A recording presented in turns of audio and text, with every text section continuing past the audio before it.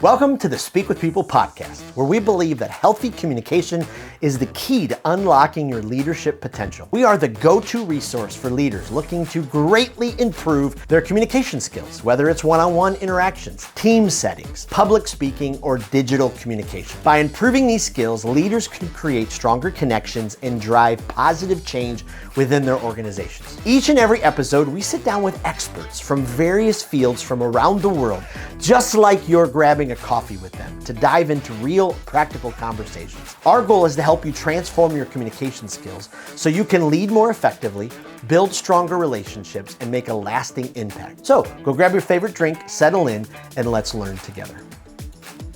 Well, how do you actually lead and communicate when you're managing a large ad budget, building a unicorn company, trying to hold your team together at the same time?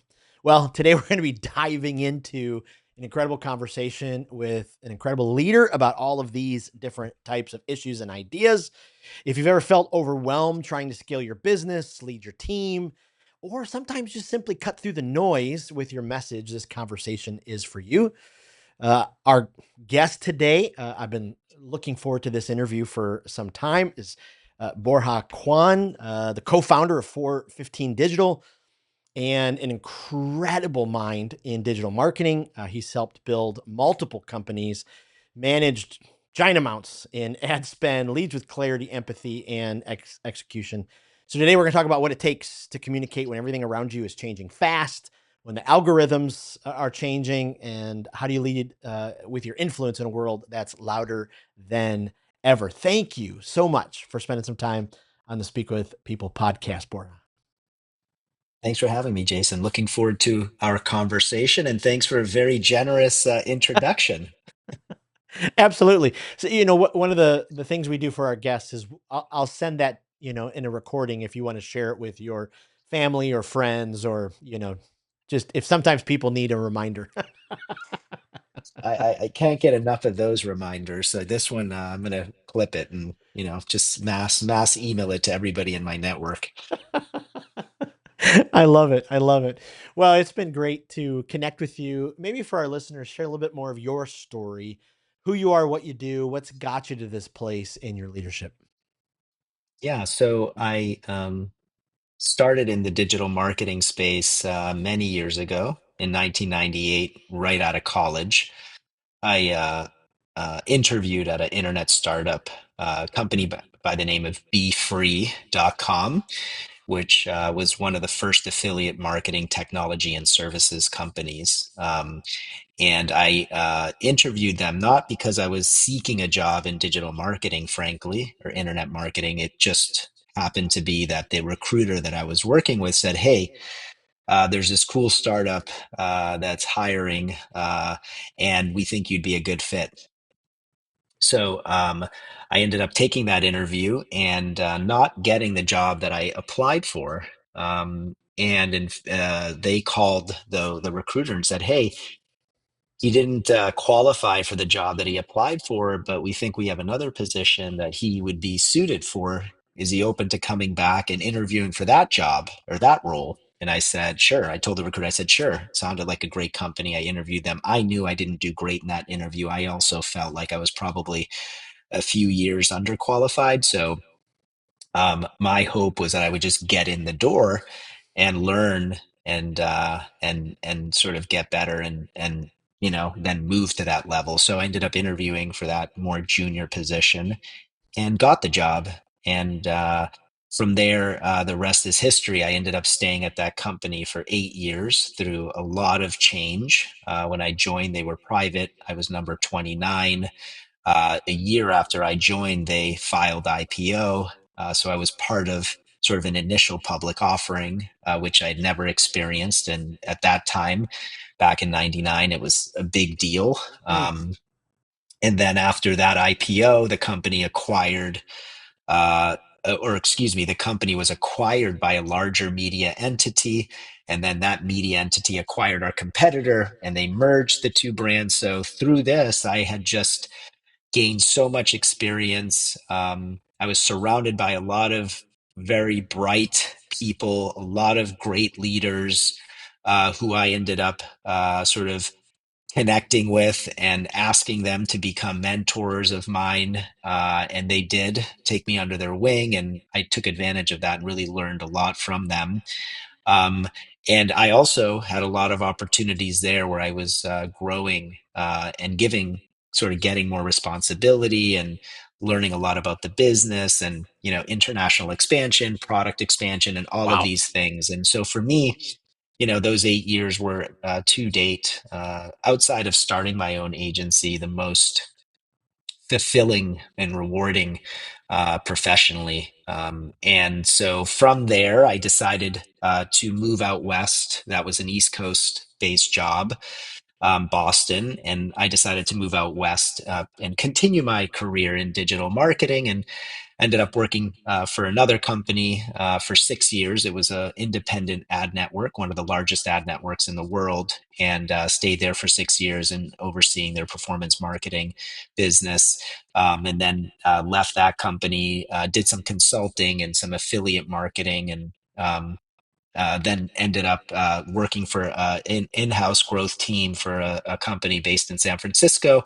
And that's where I ended up meeting my business partner, my current business partner, and we overlapped there for 2 years. And then I left that company. And then shortly after I left, we sort of got together and decided to start 415 Digital, which is the agency that I co-founded and that is now 8 years old.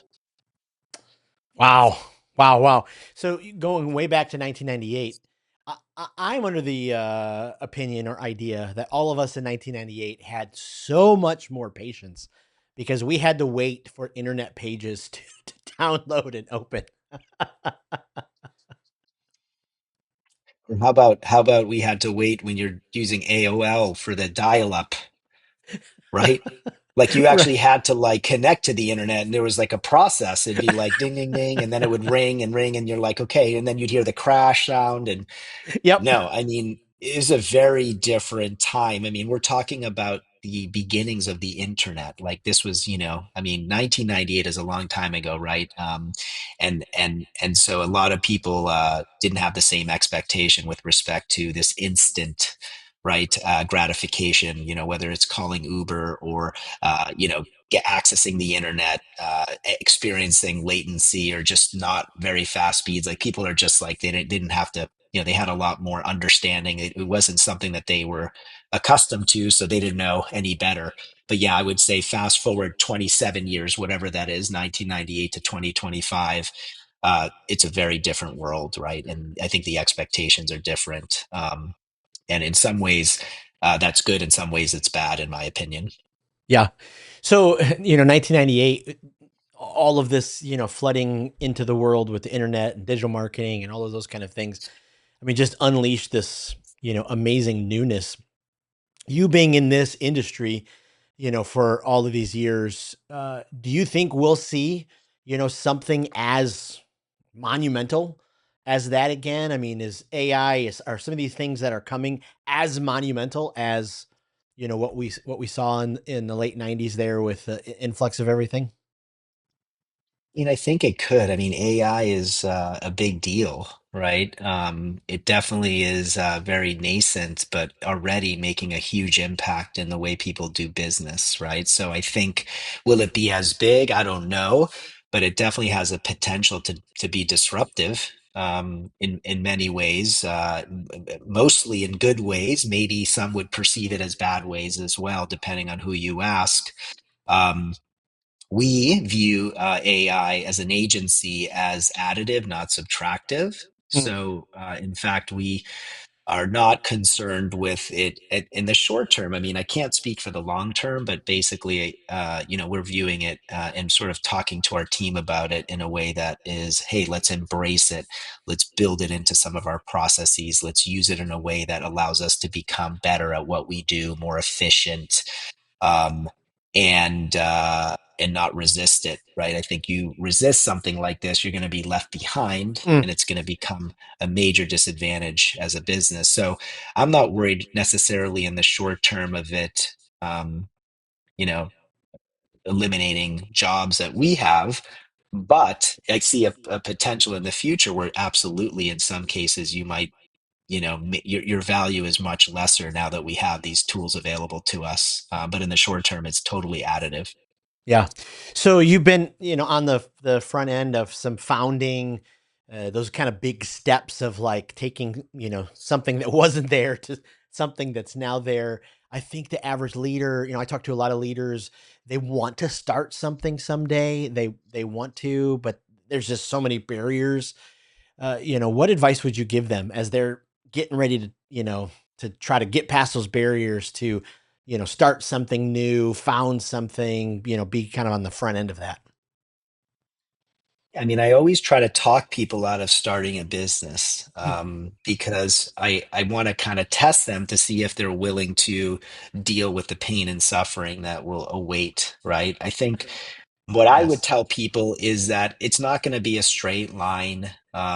It's going to be difficult. It's not going to be as glamorous as you might think from looking at it on the outside.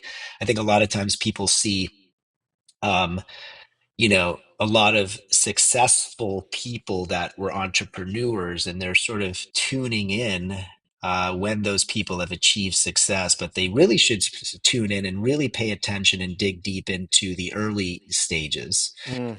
when it was tough, right? When they were raising money and they got rejected every time, or when they couldn't retain customers, or their employees were leaving, or the economy was hurting their business, or they had lawsuits, and all of these things that are potential scenarios in having a business, right? So I would say, if you are willing to understand that having a business won't be easy, but if you focus on the why you did it to start with, which should provide you a lot of motivation, inspiration, and fulfillment, then you will enjoy the journey. For me, I really like the challenge, and I like the reward of creating jobs for people, and upskilling people, and having employees who leave my agency 10 times better than when they started, because they've learned Wow. so much and now they're worth so much more in the marketplace when they get their next job, or they go on and they start their own agency,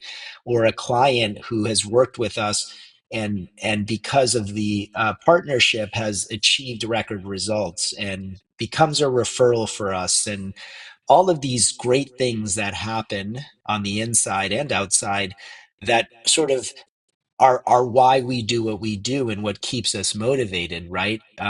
There's obviously a financial benefit, but it's a lot of these like wins along the way, whether it's on the employee side or client side, that to me are what I'm after and what keep me sort of able to endure some of the not so fun stuff of being a business owner. So if you can focus on that and say, okay, why do I do this, or why am I doing this, or why is it worth it to me, then I think it's going to get you through a lot of the difficult times. And being in business is, a lot of things are not so fun, but to me, I have a mentality of, I embrace the good and the bad. Mm.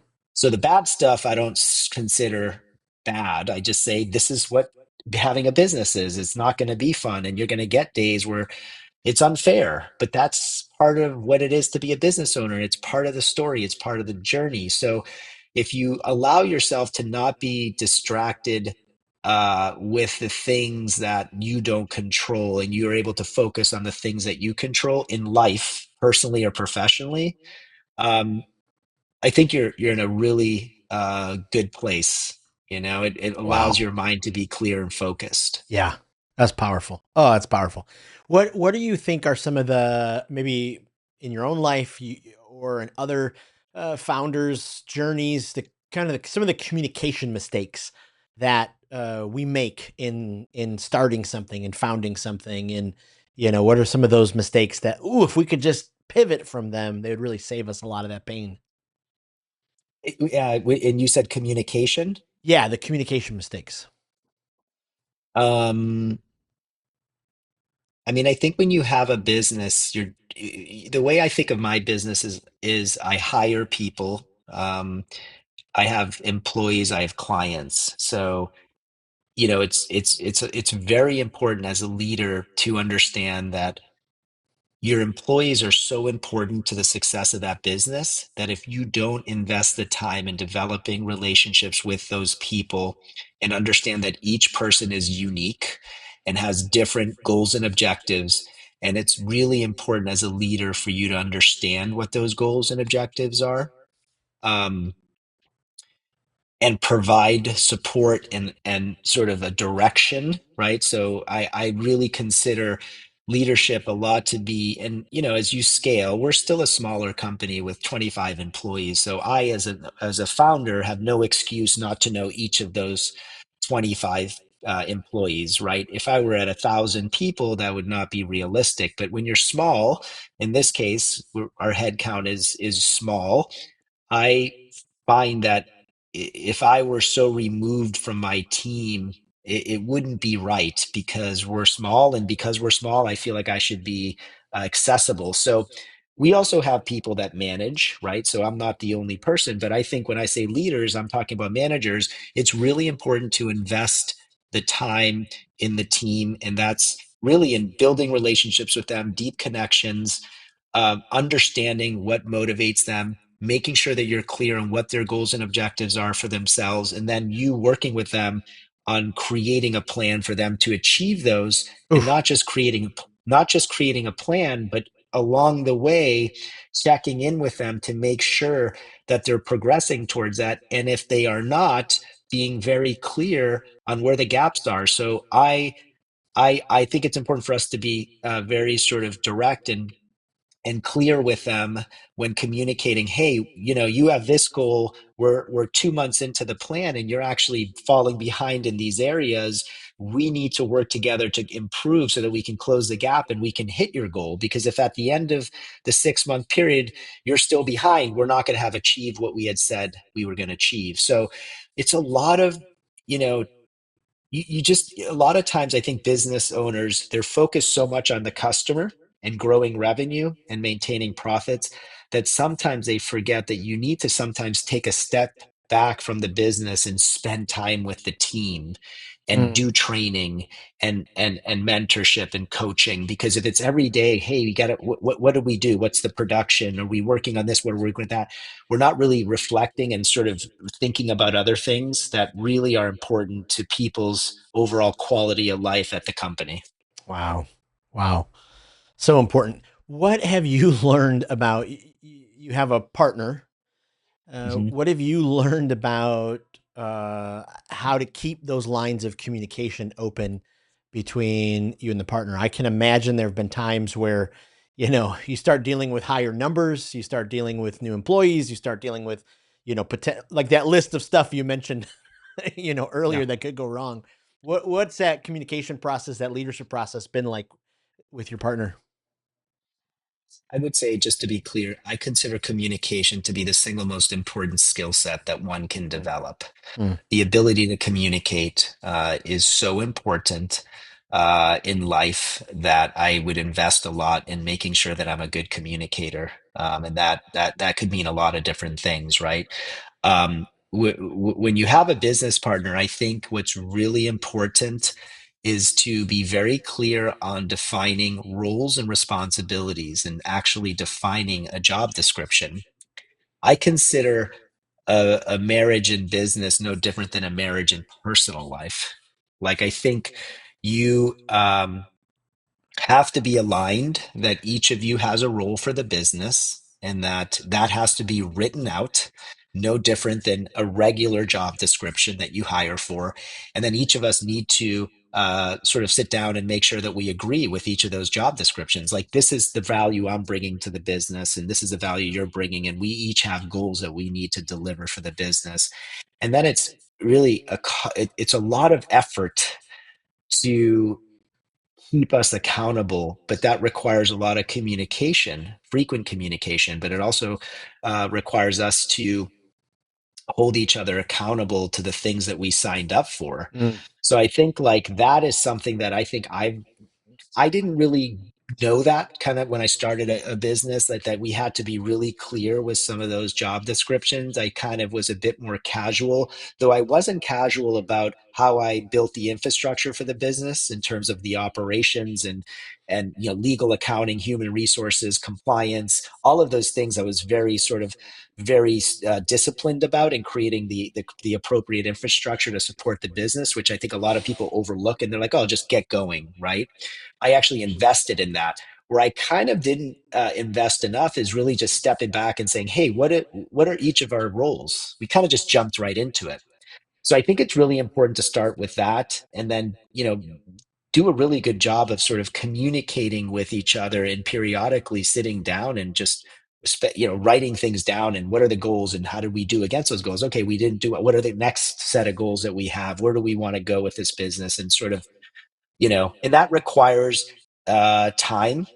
Yep. And it's very easy to forget to do these things because you're so caught up in just how are the clients doing? How are the employees doing? Like, are we hitting the revenue targets?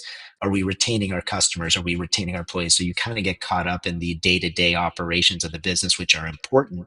Sometimes neglect sort of like taking a step back, like I said earlier, and just Right. reflecting and trying to make sure that you're optimizing things. Boy, that's so important. Yeah. The pace of trying to figure out how to make sure the business is running. Sometimes we can get in that rut of forgetting, oh, wait a minute, we've got to make sure we're aligned. And it takes work to be able to do that. Talk to us a little bit about pressure. I mean, because as the numbers begin to rise, the pressure can rise with it. What's it like leading, with that kind of pressure? Do you see it as pressure? Are there ways to kind of relieve that kind of pressure? And, when the dollar amounts just kind of keep going and going and going. Yeah, there's pressure. I mean, we're on track to manage about $280 million in ad Jeez. spend for the clients that we manage in 2025, which is not insignificant.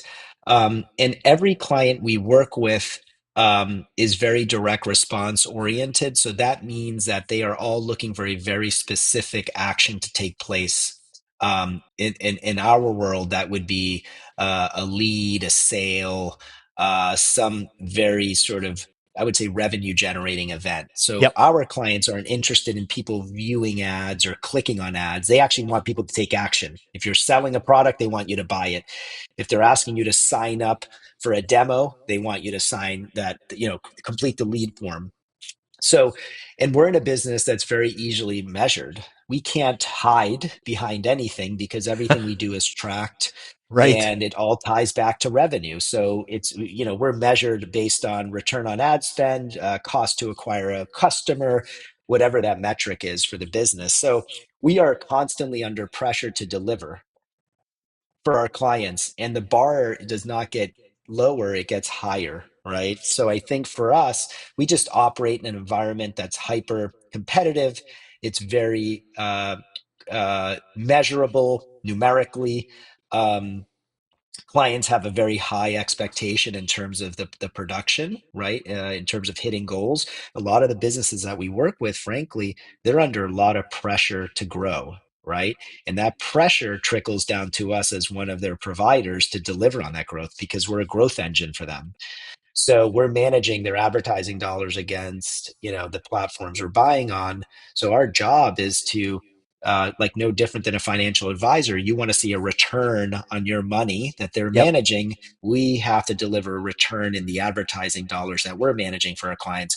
And so the pressure that they have to grow year over year or to hit quarterly numbers in terms of number of customers or revenue or profit comes to us, and we have to deliver on that. And if we don't, the likely outcome is that we will get fired.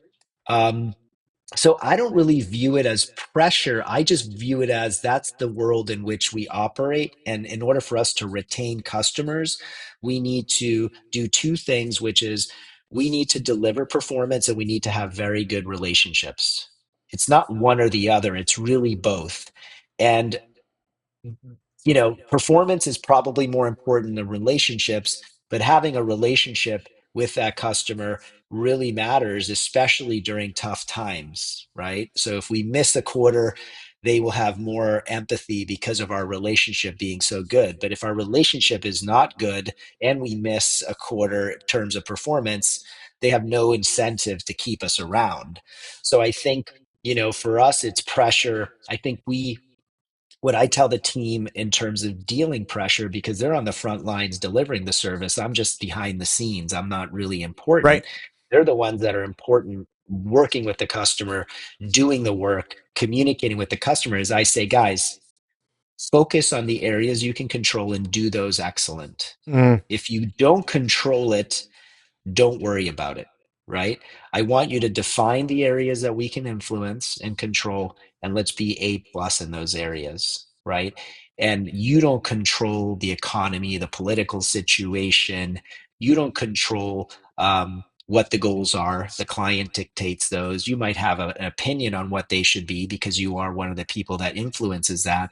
But at the end of the day, focus on the things you can control, which is you can every interaction you have with the customer, make it meaningful. Be mm, prepared, mm. right? Understand what the success metrics are. Do an excellent job of communicating. Work hard, right? Check in with the client every day. Give them some update, right? Celebrate the wins along the way, right? There are all of these things that we can be excellent at that doesn't require us to rely on the customer. And if we do those really well, then hopefully the outcomes are really good. And if they're not, at least we did the best we could in the areas that we had total control over. Wow. Wow. That's so good. Especially in the client relationships. So your team who then is, managing that client relationship is going, do you guys have is there an internal game plan or an expectation for how much your sales team or project team or however your internal verbiage is for them, how much they communicate, what kind of communication, all those different kind of things?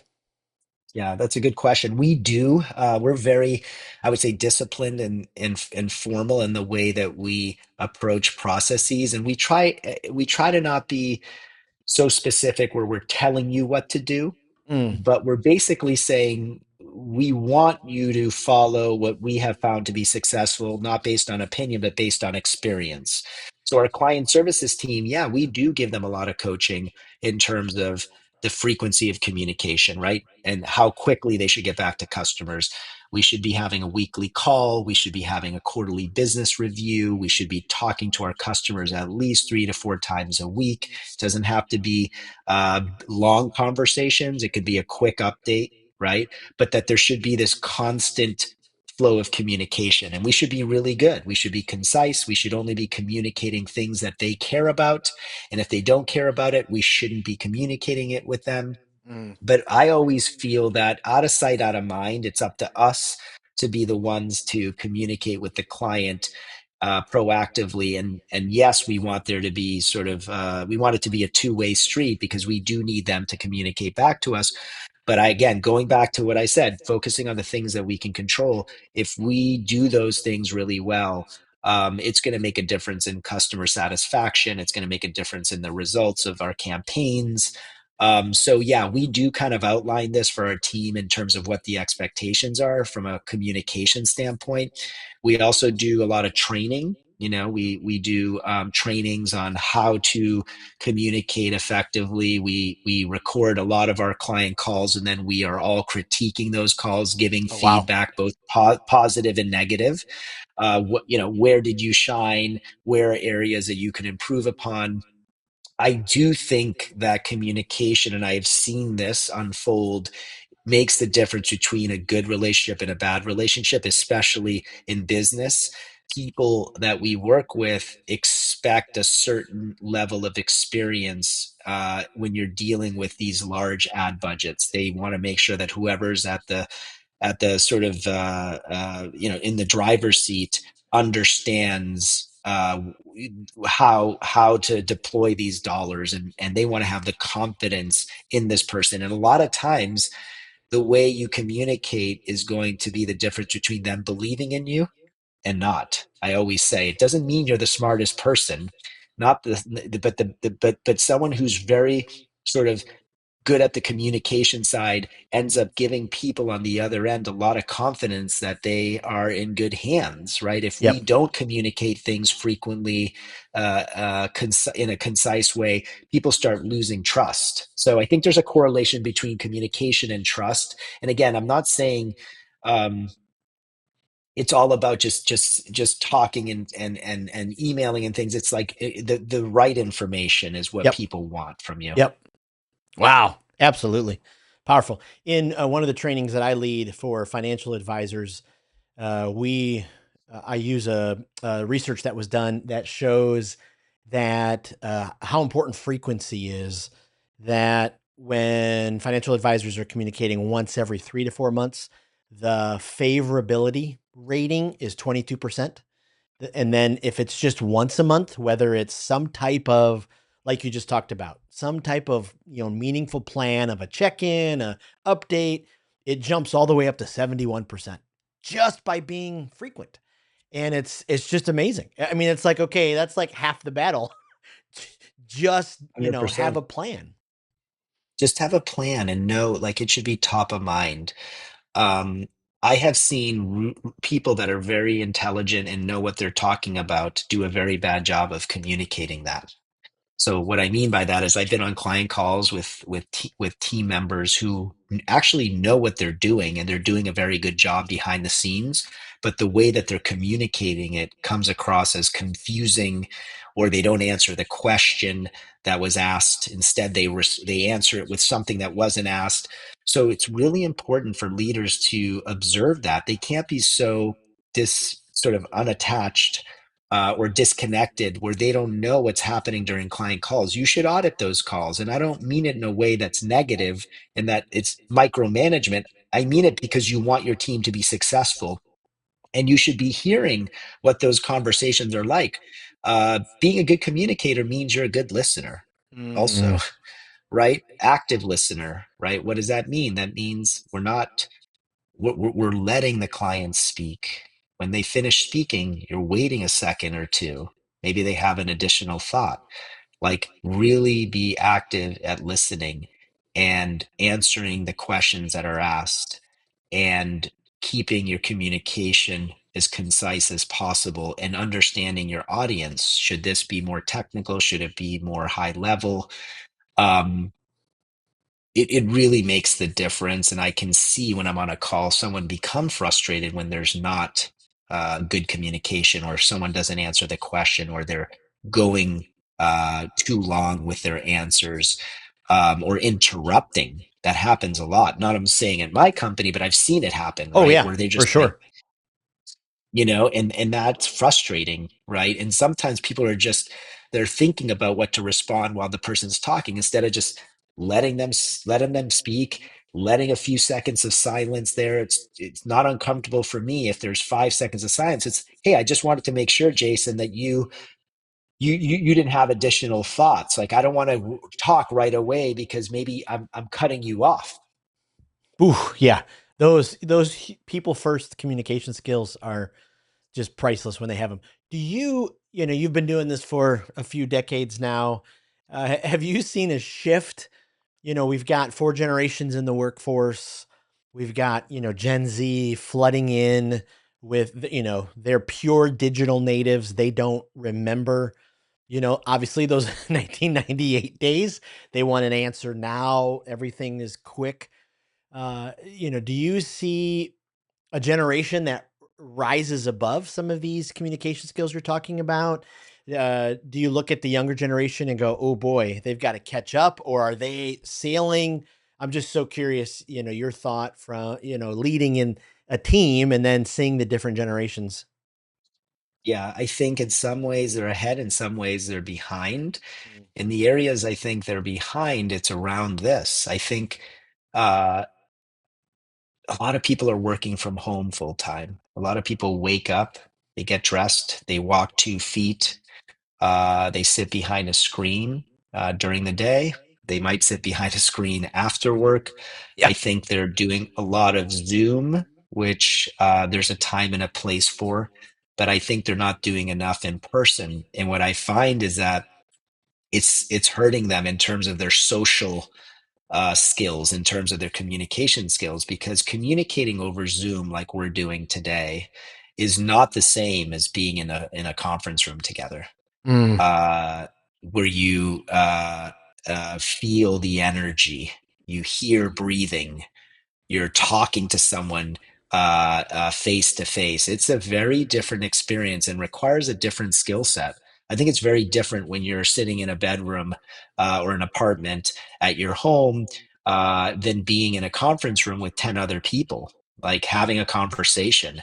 And I think this over reliance on tech, whether it's Slack or Zoom or Meets or whatever, there's a time and a place. yeah. Obviously every Yeah. business uses these tools, but there could be an over reliance on it where we use it too much to our detriment, right? Where we don't think getting together with clients is important, and having a meal together or sitting in a conference room or going and doing something fun, that's never going to replace what we're doing. You might start a relationship through Zoom, but you cement it in person. Yeah. Like anything else, until you actually meet face to face, you spend time together, you're not behind a screen, you're never going to really get that relationship to the next level. So I think in my observation, a lot of this over reliance on having conversations on Slack or Google Meets, like people abuse it and they go too far with it, where I tell my team, guys, it's a tool, but like any tool, you need to know when and how and why to use it.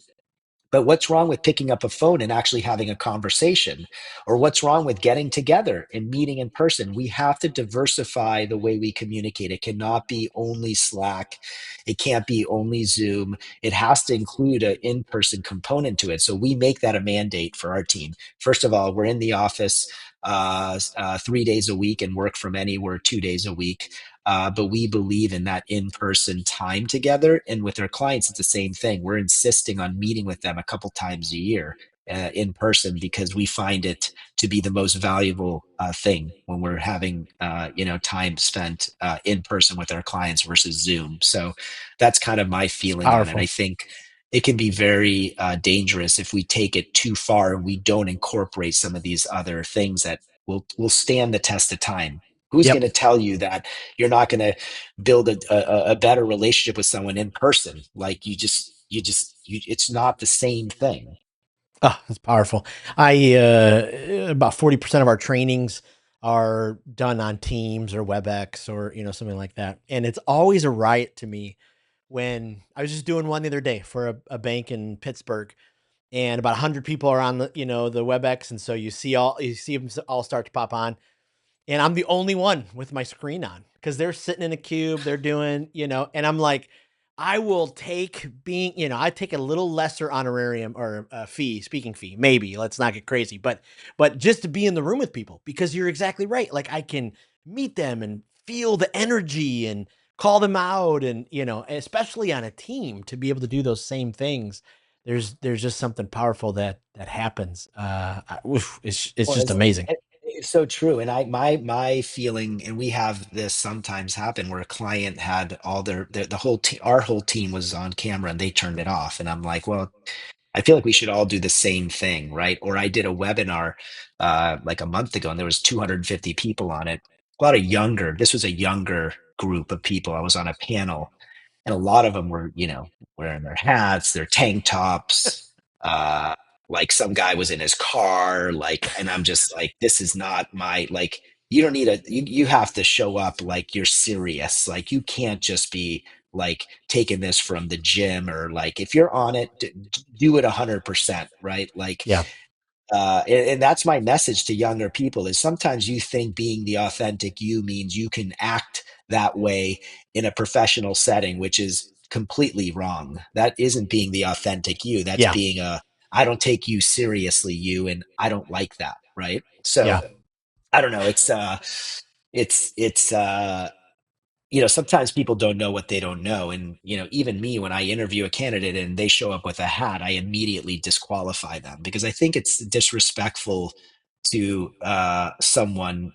And I'm not saying every company has this policy. Some companies might not care if you show up shirtless to an interview. I do. So that's what matters to me, not what you do. Yep. But if you show up to an interview in a hat and you just like sitting in your car forget it. You're not getting a job at this company. Yep. And I have no problem saying that publicly to anybody who has a different opinion, you know? Yeah. Oh, I'm so with you. I have coached many leaders in their public speaking skills, and it just shocks me sometimes. I'll be at a conference. It doesn't happen as much. It depends on the kind of conference. But, when a speaker gets up in a hat, there's just something in me. And I'm a hat guy. Like, I love Yeah. baseball. I have baseball, like I wear a hat when I work out. I wear a hat but when I speak, when I am on trainings, when I lead podcasts, even when I travel on a plane for business, nope. Like, I'm like, hey, I'm representing my company. I want to represent a leader who believes in communicating with excellence. And as much as I love wearing a hat, it just, to me, you can't Time and see their place. eyes. Yeah. Yeah. Right?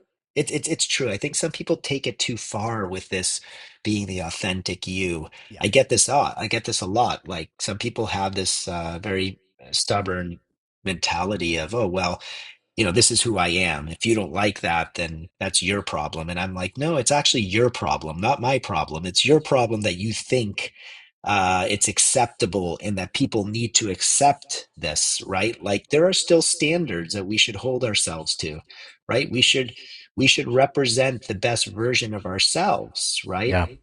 We should care Absolutely. about how we look, not because, uh,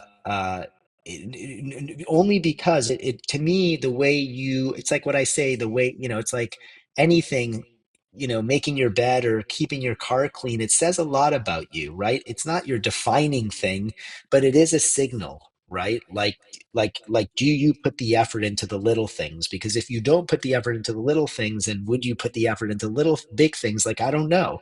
I'm just using those as an example. Yep. It doesn't, you know, it's not everything, but I do think um, that is something that oftentimes is missed in the younger generation. I think they think that hoodies, because they see someone in tech wearing a hoodie to an interview, is acceptable. And my kids, I'm not going to teach them that lesson. I'm going to say, hey, you dress to impress. Like you Yeah. dress like you.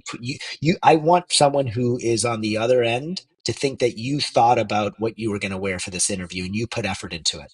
Yeah. Like, I want them to think that you actually cared about combing your hair and wearing a nice shirt and having good body posture. I want them to think that you thought of those things, because to me, it says a lot about how you're going to treat your job, right? Absolutely. Boy, I love that. Absolutely. Boy, I could ask you like, 15 more questions, but as our time, kind of comes out, I did want to ask you, so when it comes to marketing, what's your advice to leaders who, I mean, wow, like we open up our device, we open up our computer, we're hit with so many messages a day. It's just constant. How do leaders, especially in the marketing space, especially, I think of a lot of the listeners of this podcast, entrepreneurs, young business owners trying to, get their message out there. How do we get heard? How do we create messages that, our potential clients pay attention to? How do we create those kind of strategies? I mean, I think we're working with businesses who are doing just that. They're coming to us and saying, okay, we are trying to get in front of the people that are interested or are um, sort of within our ICP, our ideal customer profile. Like, how do we get our message out? How do we get people to tune in?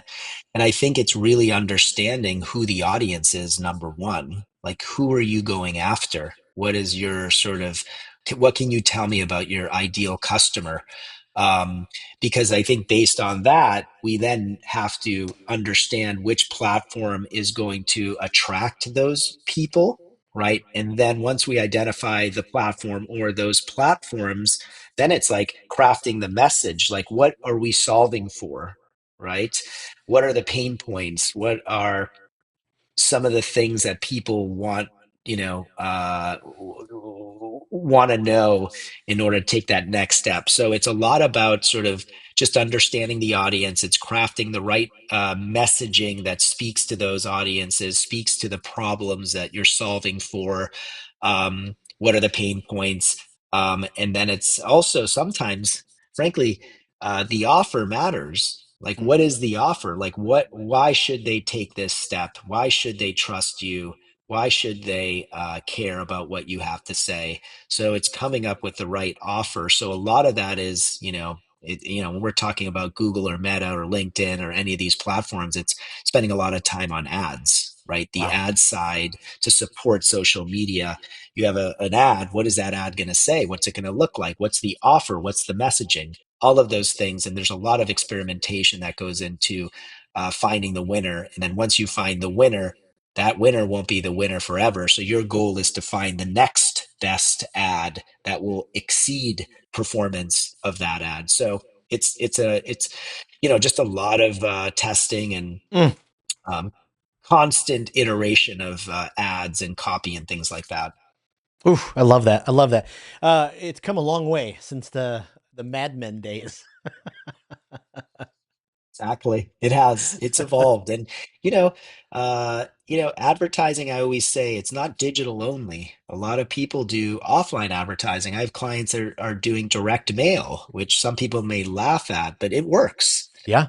Right. So I always say it's not a one or the other. It's in business, you want to have multiple channels to try to reach your users or your customers, your prospective customers. So think of digital as one of those channels. It has a role, may not be the only role, but try to diversify in terms of how you're reaching users and really invest time in a lot of that messaging and offer side of things because it's going to make the difference, especially in what is a very hyper competitive environment. There's a lot of companies out there, a lot of ads, a lot of people ignore ads. I never click on ads and I'm in the ad business. So I'm always like, God, I'm the one who never clicks on an ad. I haven't since I don't click on ads in the last 27 years. I hate ads, but people do it because we have the Yeah. data. So it's interesting. Oh, I love it. I love it. This has been such a rich, rich conversation. Before I let you go, let me ask you a couple rapid fire questions. We're building this online communicators library for our listeners to be able to go get new ideas. Uh, if there is there a speaker that you've heard a few times that every time you listen to them speak, boy, they challenge you, generate new ideas. You highly recommend them. Oh man. Simon Sinek, maybe I would say. Uh, he's Yeah. he's well known. Yeah, absolutely. Not everyone is a podcast listener, but if you are, is there a guilty pleasure? You just love those true crime or whatever, or is there a development podcast that you just kind of keep going back to? You highly recommend. I'm big into kind of like self-improvement. I would say health and well-being mentally, physically. So I listen to Peter Attia, who is an expert in longevity. I listen to Andrew Huberman, Huberman podcast. He spends a lot of time talking about those things. Those are two guys that I listen to. I Yeah. love it. You run into someone, they're about to go to a desert island. They can only take one book. What's the book you send them with that you say, hey, every leader's got to read this? Oh man. One book, huh? Uh, okay. The book is escaping me. But what is it? I'm gonna look it up. It was a professor from Carnegie Mellon. Um, uh, he was got pancreatic cancer, and he wrote. Oh, Last Lecture is Oh the book. goodness. That's just something that came to mind, and then yeah, I mean, you have sort of yeah, that Last Lecture. I don't know if it's relevant for bringing it to an island, but Mindset's another one that I read that I like because I think everything in life is like having the right mindset is the difference between I think success and failure. So there is a book that I've read called Mindset. I think it's Carol Dweck is the author. It's talking about sort of a fixed mindset versus a growth mindset. Don't know how beneficial that is on the island. But at the end of the day, like you're in a situation like that, like it reminds me of that movie with Tom Hanks when he makes best friends with a volleyball. But Right. like it's the mental game that's going to either allow you to survive or not. So Yep. really understanding that, I think, is important. Powerful, powerful. Where's the best place we can send our listeners to find out more about you, connect with you online? Yeah, our website, 415digital.com. That's spelled FOUR15digital.com. There we have a lot of information about the company, the services that we offer. We have some great client case studies. And then we offer a free audit for any business owner who's interested in us taking a look under the hood at their marketing program. So you Oh, just fill out a form there. It's probably $4,000 worth of value there, wow. and we can sort of reach out to you quickly and talk to you about what the audit would be. Amazing. This has been phenomenal. Thank you so much for just your generosity. Open up your vault of wisdom. I know this is going to be a great help to many of our listeners. So thank you again for being on the podcast. My pleasure. Thanks for having me. Thanks for tuning in to today's episode of the Speak with People podcast. It means the world to us when you share this episode. Thanks for liking, subscribing, or following the podcast. That really does help the podcast get into more ears and into more leaders listening. Also, don't forget, we have 2 exciting resources for you. The first is go to Facebook and join the Speakers Group. This is a community designed for leaders who want to grow their communication skills. Also, go to speakwithpeople.com/skills library to access the Communication Skills Library. It is an online resource chock filled with resources that will inspire you and transform you and grow your communication skills. Thanks again for being a part of the listening community. We cannot wait for the next episode.